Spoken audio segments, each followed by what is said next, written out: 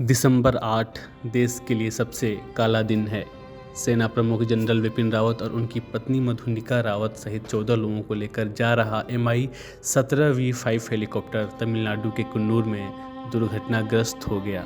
सेना प्रमुख रावत की अस्पताल में मौत हो गई, वहीं उनकी पत्नी और 13 जवानों की पहले ही मौत हो चुकी थी। वीरों को खोने के बाद पूरा देश आंसू बहा रहा है।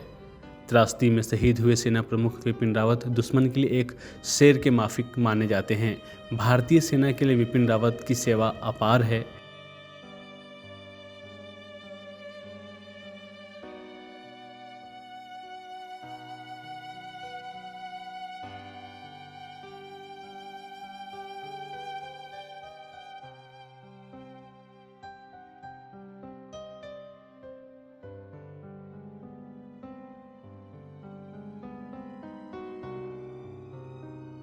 रावत का जन्म 16 मार्च 1658 को उत्तराखंड के पौड़ी में हुआ था।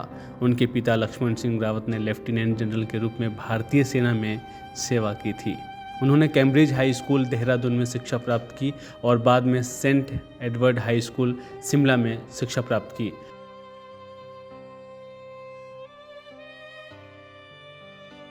विपिन रावत की शादी मधुलिका रावत से हुई है और उनकी 2 बेटियां हैं। विपिन रावत की पत्नी Madhulika Rawat soldiers Wilde's welfare association की अध्यक्ष थीं।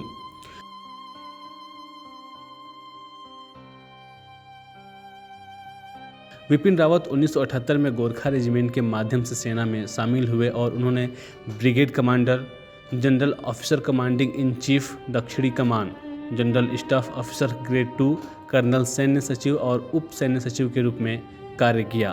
उन्होंने स्कूल ऑफ मिलिट्री ट्रांसजेंडर और जूनियर कमांड विंग में प्रशिक्षक के रूप में भी काम किया। उन्होंने कांगो लोकतांत्रिक गणराज्य में एक बहुराष्ट्रीय ब्रिगेड कमांडर के रूप में देश की सेवा की। गोंडरूर 2016 से भारतीय 3 सशस्त्र बलों के प्रमुख हैं।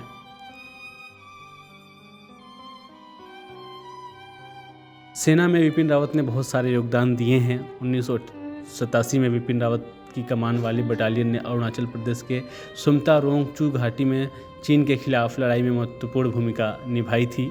उन्होंने 2015 में म्यांमार में आतंकवादियों के खिलाफ तेजी से ऑपरेशन में भी महत्वपूर्ण भूमिका निभाई। रावत कांगो में संयुक्त राष्ट्र भेजे गए भारतीय सेना के प्रभारी भी थे। रावत सीधेपन के लिए जाने जाते थे। जवानों ने उनसे सीधे संपर्क करने की व्यवस्था की थी, कभी स्मार्टफोन का इस्तेमाल नहीं किया। भूमि बलों में आकार को कम करने और उन्हें भविष्य की चुनौतियों के लिए तैयार करने के लिए कई अध्ययनों का आदेश दिया गया था। रावत एक एकीकृत लड़ाकू दल के निर्माण के लिए भी जिम्मेदार थे, जो सशस्त्र बलों के तीनों डिवीजनों को जोड़ती है।